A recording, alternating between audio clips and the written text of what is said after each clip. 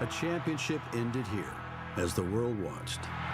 The Denver Broncos are world champions. What a game, man. You're the best. You can win it all kind of ways, baby. Oh, you can win it all kind of ways. But the Denver Broncos Super Bowl season began here, in a world closed to outsiders.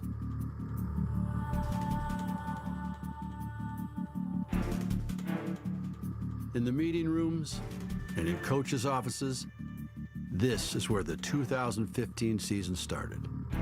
It took talent, it took time, but the reward was worth the wait.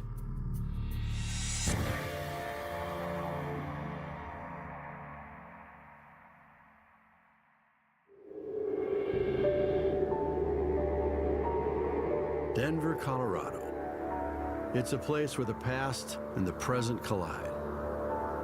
Beauty millions of years in the making, surrounding a modern metropolis. Fitting, because the Broncos' current success started in the past. Beautiful night for professional football. We are ready to rock at Reliance Stadium. Opening drive, runs it long down the right sideline, wide open, Andre Johnson, rock and roll, touchdown, Houston! Gary Kubiak, his team up, 21-3. I don't remember a whole heck of a lot what happened that night. Gary Kubiak went down. He collapsed. What did he feel? It was on the national TV, and he's laying down, and we saw a picture of his face. Oh my goodness!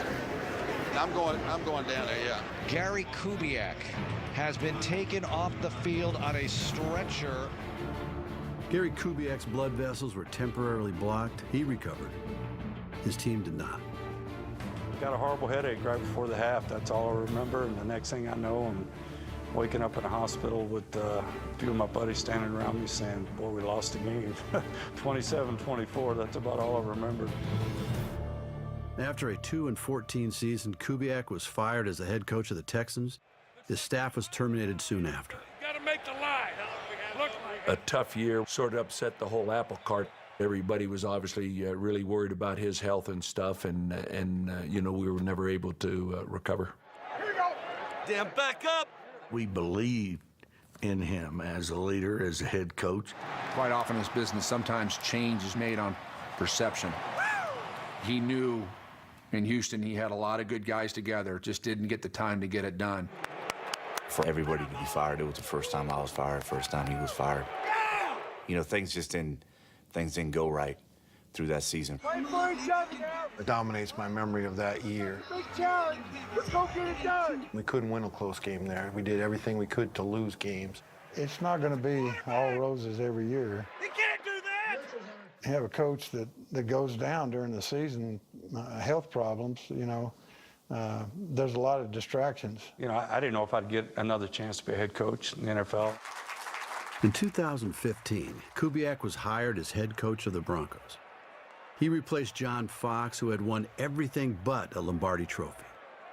To be able to get there and win one is what we're shooting for. We'd been there 2 years earlier.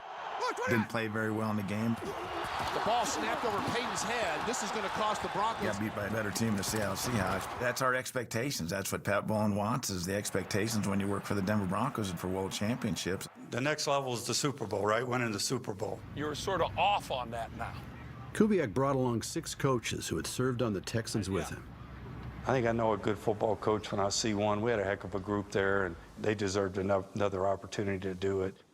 Of the 22 assistants on Kubiak's staff, 20 had never won a Super Bowl ring despite more than 250 combined years of NFL coaching experience.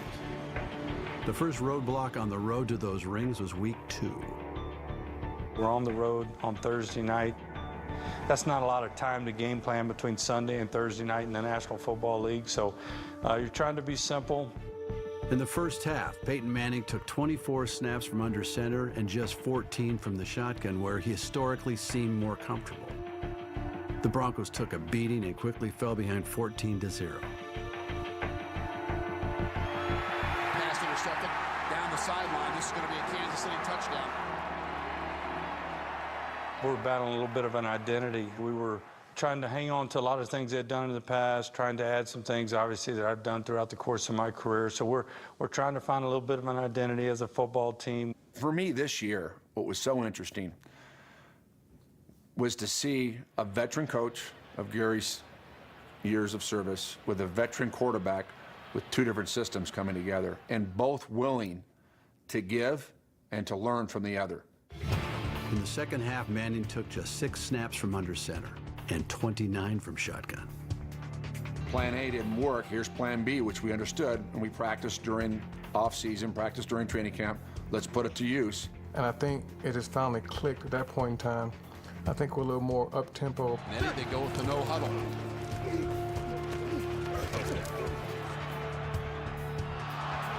We're moving rapidly and working that system, and it worked.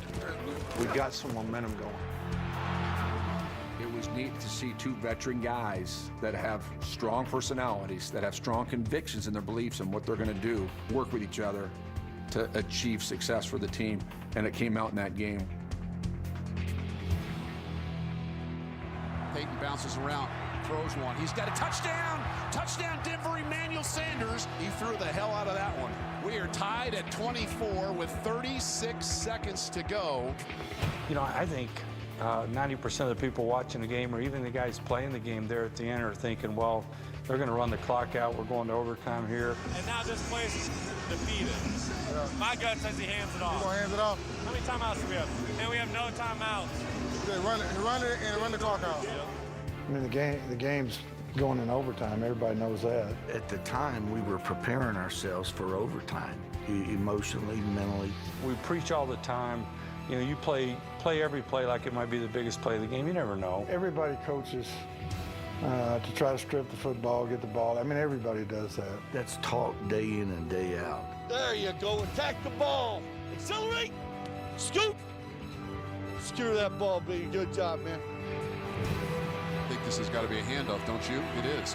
Jamal Charles, and he runs head first. And the ball's knocked free. B. Marsh came in there and stripped the ball out. The ball is picked up. You cannot be serious. Bradley Roby picks up the fumble and scores. Are you kidding me? It was a very opportunistic defense that would come up with plays at the most incredible times. That was a big night for us because he took us 80 yards, I think, in the last minute and a half to tie the game. And then you think you're going to overtime, and we make an incredible play on a fumble to win the game. So a lot of moments like that during the course of our season, but if you go back and look at that one, probably none bigger than that day. Reggie Herring, linebacker coach, been coaching 35 years. This is my first ring. Pow. The man of the hour, my dad, Wade Phillips. What can I say about Dad? Super Bowl champion. I tell you, it feels great to be able to say that to you after 38 years of coaching. I really don't know how you did it, though. How you took a ragtag group of players and through your sheer genius alone, made them one of the best defenses in NFL history. I mean, has-beens like Ware, Talib, Ward, scraping the bottom of the barrel with guys like Von Miller, Chris Harris, Trevathan, Marshall. My hat's off to you.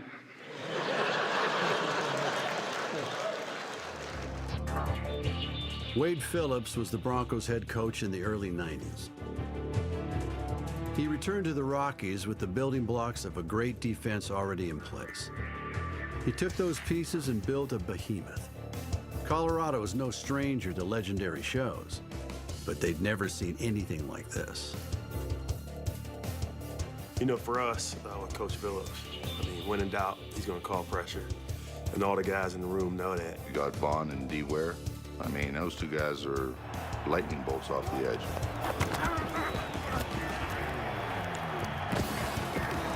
We were doing a lot of great things early in the season. We kept influencing the outcome of games with turnovers. The ball is free. The Broncos have it. They go throw that play out. Let's go. Let's go. Let's go. Another turnover down here. It's going to be intercepted. Chris Harris Jr. in the foot race. He's going to take it the distance. We set goals every year defensively, and so we set our goals to be in the top 5 in every category. This defense does it again. Because we got better and better, we started talking about being the best. The Broncos were winning, but the offense was struggling. Y'all boys belling us out. We're going to keep getting better, man. And for good reason. There's a tremendous story that no one's ever talked about, which is fine. Your lineman, no one's ever talking about you. No one's ever talking about you to begin with. But our Pro Bowl left tackle goes down. So a guy that we drafted to maybe compete for the third tackle spot comes over and plays left tackle. All right, we're looking for a third tackle. We call Ryan Harris, who's up in Westminster, Colorado, changing diapers. He's on the street.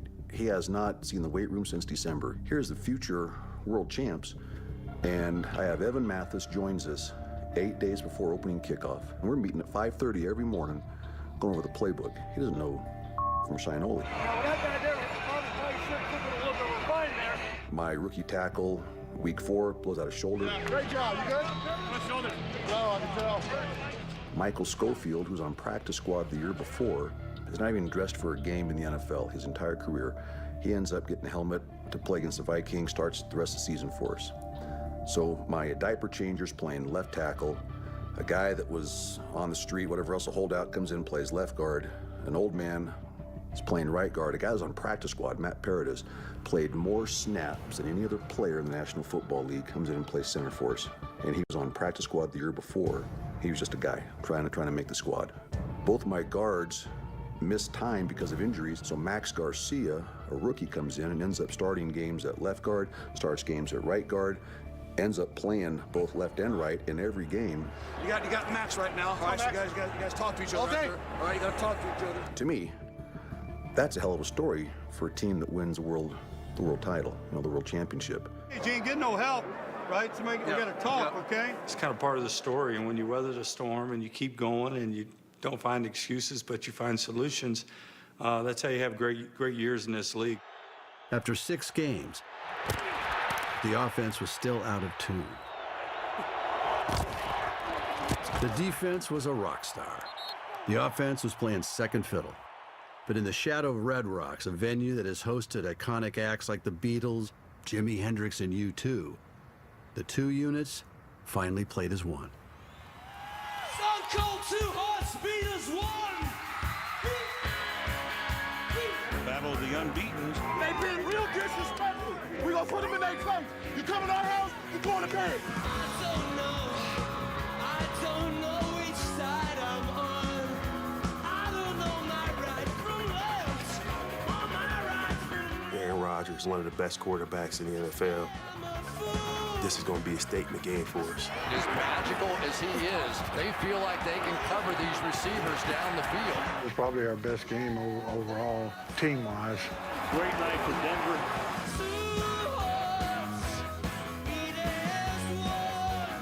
Great protection up front. Our guys were playing fast. We were also coming off a bye. We were very fresh. Really nice job up front.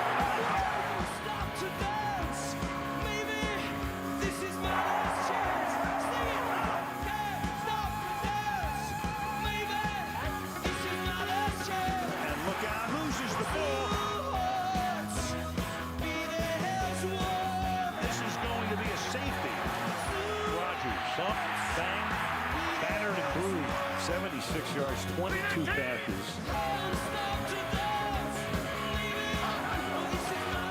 There weren't a lot of base defense. There were a lot of nickel defense. You know, obviously they were in that to just play pass. That's always been our belief, make them defend everything. And it looks like Gary Kubiak's offense for the first time this year. Over 500 yards in offense tonight. That's 500 yards. That's pretty good in this business. That's damn close to being perfect, isn't it? Clancy Barone, offensive line coach for the Denver Broncos. 13 years in the league. First one of these. First one of these. It's awesome. Up next, how to sit a legend. He leads the National Football League with 14 interceptions. Gary, you know, he made that tough decision. I can't send you out there and get you hurt. You understand that? Yeah. When a team starts 7-0, it can appear to be an unstoppable force. For the 2015 Broncos, however, there was a troubling undercurrent in the first half of the season. Denver's Old Man River just wasn't rolling along like he used to. For 17 seasons, Peyton Manning had been a model of consistency and dependability. But in his 18th season, the 39-year-old quarterback didn't seem himself. Throws one, it will be intercepted. Manning takes the snap, looks, throws, end zone, pass intercepted deep in the end zone. Head coach Gary Kubiak watched his quarterback continue to struggle in Denver's first loss of the season. Manning and the Broncos were 7-1 heading into a divisional showdown with the Chiefs. Peyton is a routine player. He has a routine, what he does Monday, Tuesday, Wednesday. I mean, I saw it, you know, for the first time this year. And when I go back Kansas City week, that routine wasn't there. His foot was bothering him and couldn't practice Wednesday, couldn't practice Thursday. And he said, just let me practice Friday and I'll be fine, because that's the competitor that he is. But he wasn't fine. And we went out there and, you know, I could see it early. 9 straight weeks, Peyton Manning has thrown an interception. I think you always give quarterbacks a chance to play through a rough series or a rough you know, that's part of being a quarterback. You got to be able to do that. But that day was a little bit different. You could tell.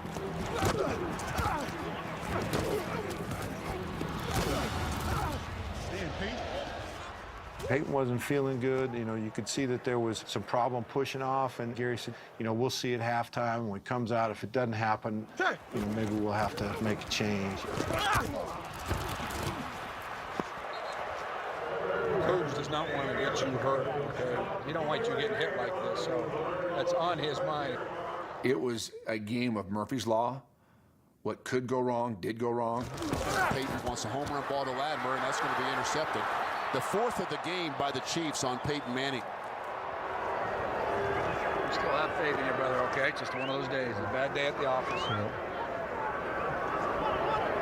Bad day at the office. Everyone, not you. Everyone.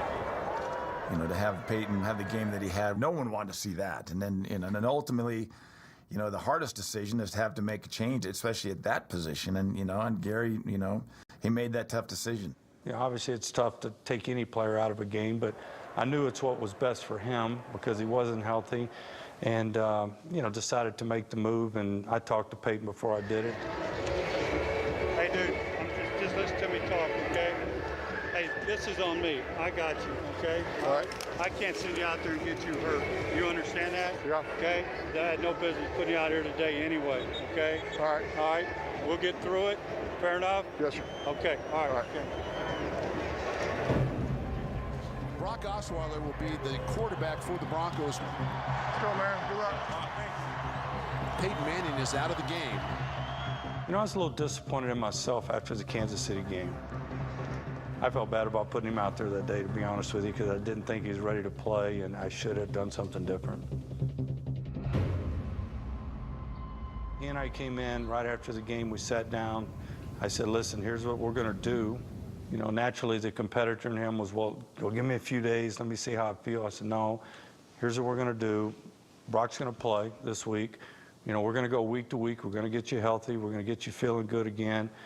So, you know, I just try to stay the course, try to remind our team, I know we're missing a great player, but we're a good team. Let's us keep going and rally behind this kid. Trying to win with a young quarterback is a challenge familiar to Eric Studesville. They want us to push the ball out there. The longtime running backs coach became the Broncos' interim head coach in late 2010.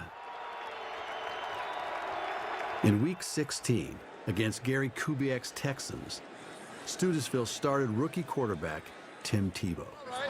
Just keep making plays. Yep. Just keep making plays. Do you, huh? Yep. I understand this. Let's get on. Look at the pictures.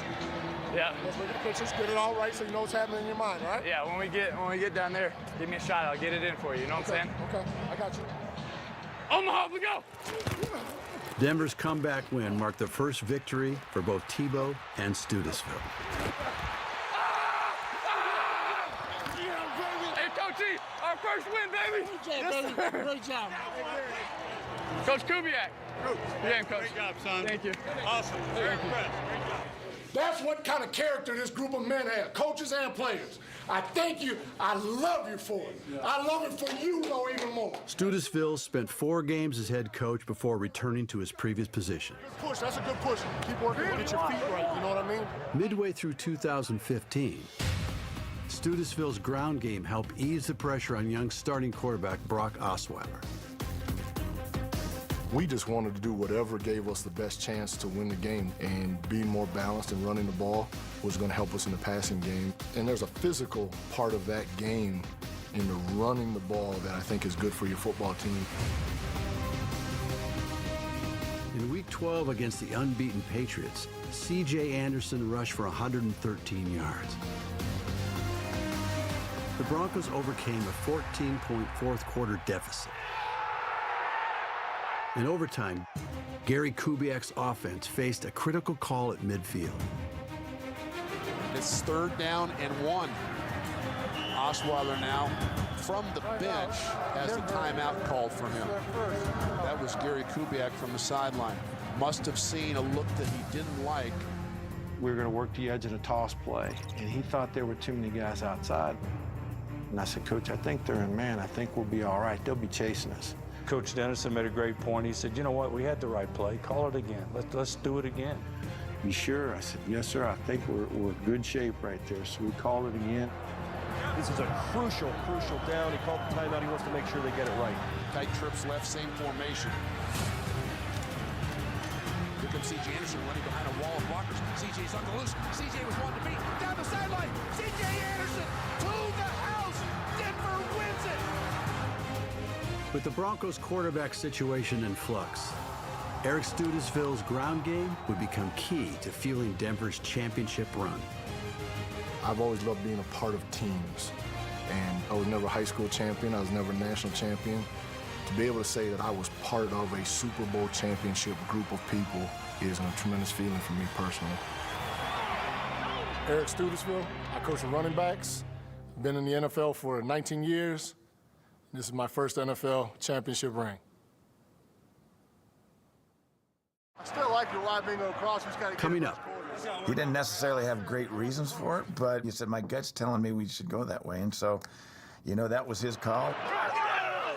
What he did will be unprecedented. I mean, it really won us a Super Bowl, in my opinion. Most of Denver's coaches spent years trying to climb to the NFL summit. And before 2015, most never got to enjoy the view from the top. Come on fast now. We're a stretch, we're loose. Let's go. That's good. Hey, that's good. You lose your feet, you find your check down. If anything helps you to throw low, it's this right here. Overstride a little bit. I entered the NFL. I was a full-time coach in 1995 with the San Francisco 49ers. They were just coming off their last Super Bowl victory, and they had been in the playoffs every year. So I ended up thinking, okay, I'm going to get it within a couple years here, you know, as a young bull coach at 31, and soon found out how hard it is to achieve. That's all right. That's all right. Greg Knapp spent the next 2 decades with 6 different teams and never reached the Super Bowl. He coached nearly every type of quarterback. Was 22. They blitzed the week. From Hall of Famer Steve Young Yeah, so who was coming to that end? to journeyman Matt Schaub. From first-round phenom Michael Vick to first-round disappointment Jamarcus Russell. Short-term memory. In 2015, Knapp faced a unique situation. Good backed-up drive. That's a good backed-up drive there, DT. Balancing injured legend Peyton Manning and his inexperienced replacement Brock Osweiler. Attitude play. Yeah, that's what we're saying. We're going to go for it. Definitely one of the biggest challenges I had as a position coach was managing both guys, one coming off the injury and one young guy just chomping at the bit to get in there and just, here's my opportunity, here's my chance. But at the same time, both guys respected each other and both understood that this is a team. Hey, we're going to take this week to week. Whatever works out best for this team is what we're going to do. Brock was ready. He'd been sitting behind Peyton for 3 years, and now it was the time for him to get a chance to get in there. And, you know, we wouldn't have won a world championship if it wasn't for Brock. Osweiler won his first 3 career starts and helped the Broncos clinch a playoff berth. And some big-time throws by Brock Osweiler. Make no mistake, Bronco fans have quickly developed a little orange crush on the towering and good-natured Osweiler. While the young quarterback became a fan favorite, Peyton Manning remained out of the spotlight, still recovering from an injured foot. Peyton didn't want to be a distraction. He wanted to focus to be on the team and help Brock in every way that he could. He knew he was going to have to start getting ready to play again. But he also knew that if he went out on the practice field with everybody, the attention every day would be himself. And so he deserves so much credit. He and I talked, and he said, you know, let me go over there and work out in the morning. Give me a few of these young kids, and let me go over there and get my workout in. And so we did that for a few weeks. So I think there was 2 weeks left in the regular season, and I could tell he felt very good about what was going on, and he was ready to come back. That evening, I watched his tape. During the workout, he sent me a signal.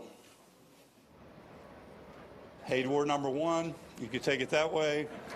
I took it as, I'm ready to play, coach, okay?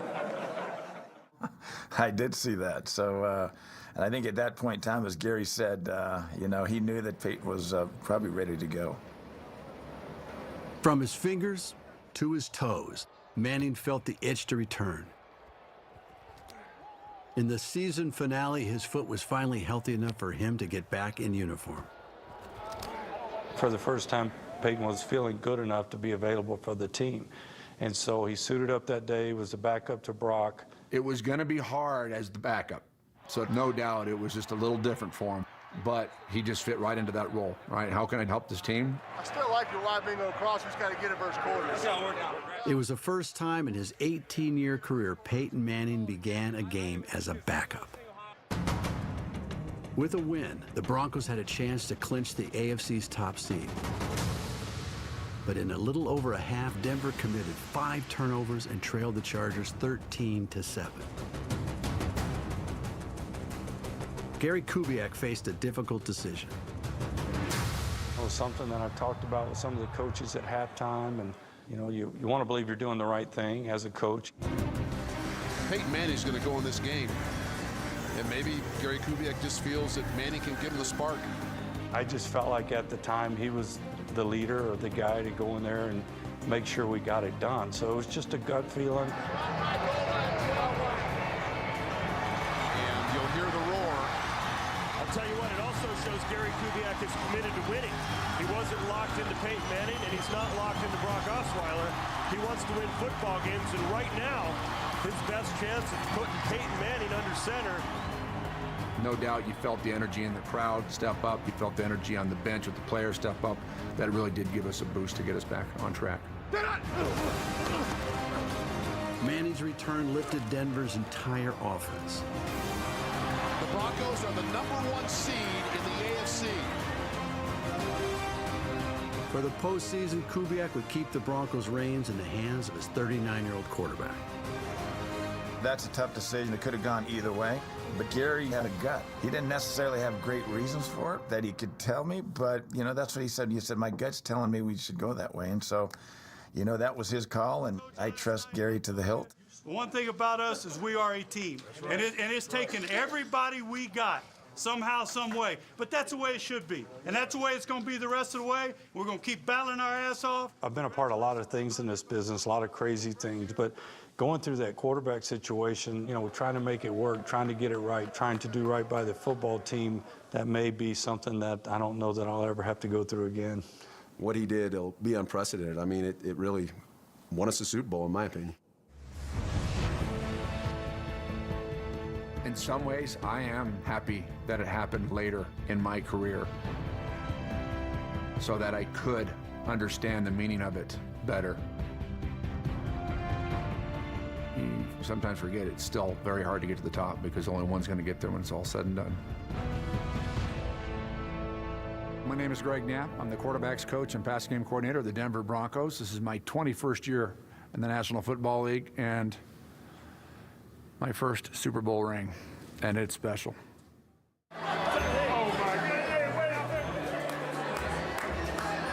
Of all the Broncos coaches who earned their first Super Bowl ring in 2015, Hey, you got it, man. I'm happy for you. I got to get a picture of y'all, too. none had a longer wait than Wade Phillips. Phillips entered the league in 1976 with the Houston Oilers, on the staff of his father, Bum Phillips. The Oilers lost back-to-back AFC Championship games in Pittsburgh, including one remembered for a non-touchdown. And it is caught out of bounds.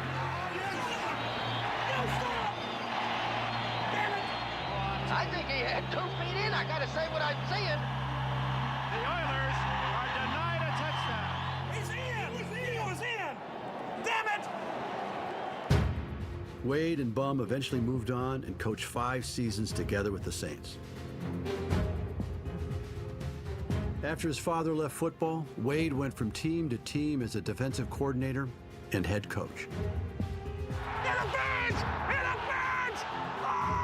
He never won a championship. In 2015, Phillips had another shot and entered the postseason with the league's #1 defense. In the divisional playoffs, the Broncos took down Ben Roethlisberger and the Steelers. Denver then had to find a way to stop Tom Brady. 8 weeks earlier, the Broncos consistently blitzed Brady, and he threw for 3 scores. In the championship game, Phillips and the coaches brought pressure with mainly just 3 or 4 men. We gave him a different look than he'd had before, so we hoped that would work out well, and it ended out one of the best things we did.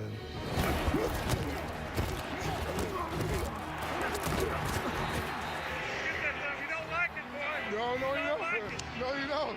We kept constant pressure on them all game, and that's what you have to do with Brady, you know, if you're going to be successful, obviously, and guys were really revved up for it. Where the refs up? Keep it up, let's go! Bill Kolar is a special coach, and his specialty is effort and what he gets out of his players. Great extra effort by Derek Wolf. While Denver's defensive game plan shut down Brady, the Broncos' offensive coaches found ways to open the passing lanes for their quarterback. I'm with it. The other thing I like too, telling Napper, I like Franco, him widening and going. You keep the safety at home. Right. Double move and twister inside. 2nd and 10 from the 20. Peyton bounces around. He throws. Daniels is there. Daniels with the catch. Touchdown, Denver! Manning to Daniels from 21 yards out. The interesting thing with that play is we hit New England on that play and scored on it a year ago. A year earlier, in the 2014 divisional playoffs, Brian Pariani and Rick Dennison were offensive coaches, and Gary Kubiak, the coordinator of the Ravens. Joe Flacco threw 4 touchdown passes that day, including one down the middle to Owen Daniels. The playoff game the year before, we got Owen tied up on a linebacker inside and got him up the middle of the field. Joe made a great throw. Lob to the end zone, and it is caught! Touchdown! Owen Daniels comes down with it! A year later, Kubiak had a different team and a different quarterback, but the same result with the same pass catcher. The only difference in this particular game, Bill, the Patriots do a great job of beating people up at the line of scrimmage, taking away your top red zone threats. 81, go-to guy in the red area, okay? If you go back and look at the play, we moved Owen across the ball just to try to get somebody from beating him up in a little bit more uncomfortable position, so I think it helped. They were going to make sure they hit him. So we always tried to move him around. We brought him across. Then they had to switch up responsibilities inside a linebacker. Daniels was originally across from linebacker Dante Hightower. After the tight end went in motion, he was in between linebackers Rob Ninkovich and Jamie Collins. You see Daniels run the seam right down the middle of the field. Neither Collins nor Ninkovich run with him. It looked like some confusion on that New England defense. And a great play call by Gary Kubiak and Rick Dennison. Daniels scored twice in the first half to put Denver ahead.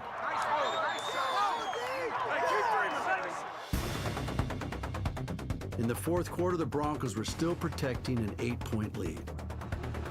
4th and less than 1 for New England. Edelman in motion left to right. Brady turns, play fake, pressured, throws, pass caught.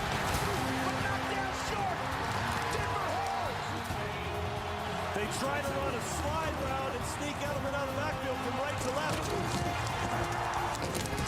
Out there waiting was Chris Harris Jr., who makes an incredible stop. We knew on short yardage or big plays like that, they were going to try to get it to Edelman. You know, the longer plays, we felt like Gronkowski, but the shorter plays, we felt like it was Edelman. When Julian Edelman went in motion before the snap, he was followed by Broncos cornerback Aqib Talib. Fellow cornerback Chris Harris was lined up against receiver Danny Amendola. You know, I talk to the guys about making vet plays, and it's sometimes guys just make vet plays, and that's what Chris did exactly on that play. He understood the formation, he saw the look, and just based on how the receiver was moving across the field, Chris knew Aqib was going to be sitting on the backside. He just came off and just trusted his instincts. They passed each other's guys off. I mean, it's something that we had worked on, waited, put them through. Chris Harris staying in position, not fooled. He let his guy go across the field. If you prepare and you know what's going on and you anticipate those things that can happen, just like the Edelman play, then good things will happen for you when you play the game. Fittingly, in the final seconds, Wade Phillips' dominant defense made the game's decisive play. Brady throws past deflected and intercepted up the sideline. What an appropriate ending to this game. The defense making a big play on the two-point conversion. The Broncos are going to Super Bowl 50. Wade Phillips, I've been in the NFL 38 years. This is my championship ring right here. One every 38 years. I don't know if that's good or not, but I'll take it. Gary Kubiak had traveled these roads before, trying to win a Super Bowl with an aging quarterback playing on pure guts. You want to tell me the 37-year-old man doesn't want to win this game? That's sacrifice. He didn't like talking about that. He didn't like throwing for 120, but he loved winning the Super Bowl, I can tell you that. John Elway and Gary Kubiak had learned over the course of decades to rely on each other. Hello. Gary?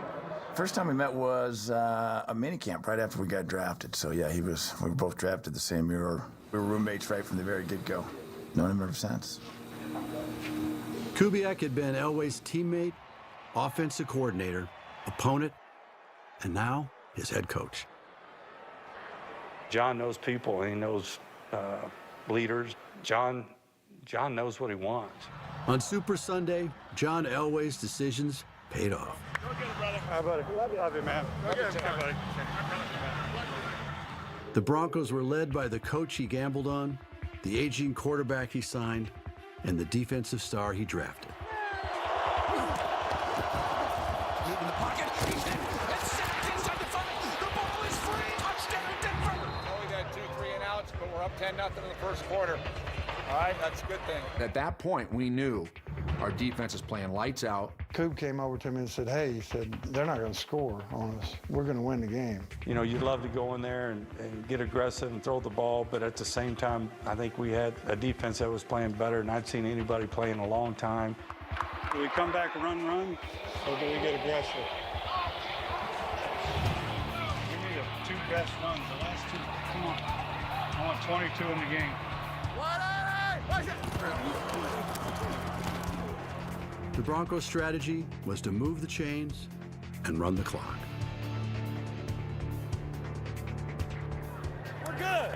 All past 16, call for next slam? Sure. Okay, listen, if you think you don't have a play, okay, take us to a run. Okay. The head coach and his quarterback managed the game perfectly. Didn't take the chances, didn't turn the ball over, didn't put ourselves in tough situations. You know, that's really a credit to Gary and the coaching staff and playing to that understanding. The yards weren't piling up, but the clock kept ticking. Clock can't run fast enough if you're a Broncos fan. You know, it's not necessarily the sexiest way to play the game, but it wins and it's successful, and that's why we're able to win a world championship. The defensive and special teams onslaught never let up. The Broncos are winning on defense and winning on special teams. I thought the best game that they played overall was the last game in the Super Bowl. Norwood had the punt return. Jordan Norwood makes the catch. He didn't signal a fair catch. The Panthers quit on the play. Norwood is free to the 40. Midfield, here we go. They just played so confident. Pulled down at the Carolina 15-yard line. Longest punt return in Super Bowl history. Denver has to score here. Brandon McManus continues to be perfect in the postseason. Extends the Denver lead to 16-7. I just think it was a culmination of the entire season, that last game. Come on, dude. Come on, baby. Come on. One time. They rush 4. In the pocket is Duke. Ball's knocked out of his hands. It bounces around. And I think Denver's got it at the Carolina 5-yard line. And they've got a first and goal at the Carolina 5. Give it to me. Give it. Hey, how about the coffin there? No, let's run the ball, okay? Handoff, C.J. Anderson, left guard into Kuechly. Second effort at the goal line. Touchdown, Denver. The Denver Broncos are world champions. You can win it all kind of ways, baby. You can win it all kind of ways. I told Peyton, I said, Wood got one with 129 yards. You got one with 104. I don't know where to go, man. Some Bronco coaches had been here before. 190 yards. This is my third championship, all with Denver. This is my 4th Super Bowl ring. But for most, it was a new experience. Well worth the wait. Guys are just elated, really, to finally be able to end up getting that Super Bowl ring. Took me 28 years of coaching in the NFL to get this right here. First ring. My first Super Bowl World Championship ring. It's my 25th year coaching. This is my first Super Bowl. 16 years in the NFL, first ring. 28 years, first one. So proud of it. It was an overdue present for a coach whose roots stretched furthest into the past. At the end of the game, Gary put his hand on my head, and he said, Bum would really be proud. And that was pretty emotional for me. We'll wear that the rest of our life. Your dad's so proud of us. Oh, man, awesome. Probably any game, I think about my dad. At that moment, certainly, I was thinking about him and that he would be proud. Gary Kubiak had won rings before, but never as a head coach. Those 3 rings I have, boys can have them. This one's mine, baby. This one's mine. Love you, bro. I don't think he's getting enough credit for the fact of what he did do last year. I don't think there's anybody else that could have done that job. I lost my dad about 4 or 5 years ago, and he was a big football fan. Hey, Mom! We're the world champs, Mom. We're the world champs. Oh, my God. Isn't that something? Oh, my God. Dad be so proud. Oh, what a crazy. I think we were both kind of thinking, about my dad being there. That was a great moment. I'm Gary Kubiak, head coach of the Denver Broncos. This is my 31st year in the National Football League, and this is my first ring as a head coach of the Denver Broncos. So proud.